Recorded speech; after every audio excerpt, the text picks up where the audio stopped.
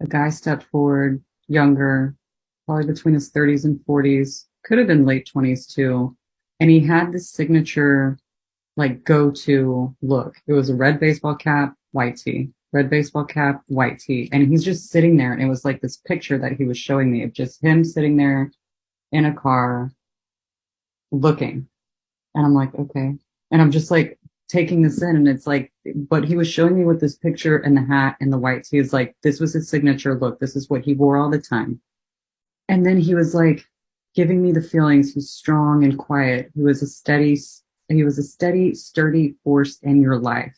It almost felt like a brother or a friend relationship, cousin, something of that. Like it was oh, what's the word I'm looking for? Somebody in similar age as you. So the relationship was like felt like a brother, felt like a friend. Can you understand what I'm saying so far? Yes. Yes, okay. Then I'm trying to talk to him, but it's because he's like so quiet. He didn't want to say much. And then I asked him, I was like, is there something you want to tell her? And he goes, I don't want to tell her nothing. He goes, I'm still around. He was showing that like he kept to himself. He was quiet. He was a loner and he didn't have the best influences around him. And then I was like trying to get more information to like nail down who this might have been for you. And I was trying to figure out how he passed. And he's like, it was unfortunate. That's all I'm going to say. And I was like, okay. He goes, I'm still here. I'm still here. I'm still here. Like saying this to you. I'm still here. I'm still here. And then he showed me one of the last images he showed me was him in a fight, like in a group fight. It's him and a couple other people and other people. And it's like this big brawl happening. I went back to like, is there something you want to tell her? And he says, you've progressed, you've moved on. I'm proud of you. And he kept it simple, sweet. That was it. And I was like, all right, thanks for coming in. Like I always thank the spirits when they're leaving, like to let them go. And he's like, all right. And he turned around and walked off. And I was like, okay. Like his demeanor, his personality was showing through that. And I was just like, okay.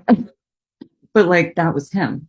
That was him. He would just be like, all right. And like that's what he was showing me in the personality. Does any of this make sense to you, Angela? Plenty. Okay, cool. Actually, I lost my fiance 2 years ago, and April 24th, and he committed suicide. He was 41 years old, and he was very chill, laid back, and just everything you described about him. He was just quiet. The only time he speak is when he comfortable with you. Like me or my kids. Um, he really didn't hang with a lot of people, but he was a street dude. So the fighting part, that's true. It probably happened, before me, because when I met him, he kind of stopped all that.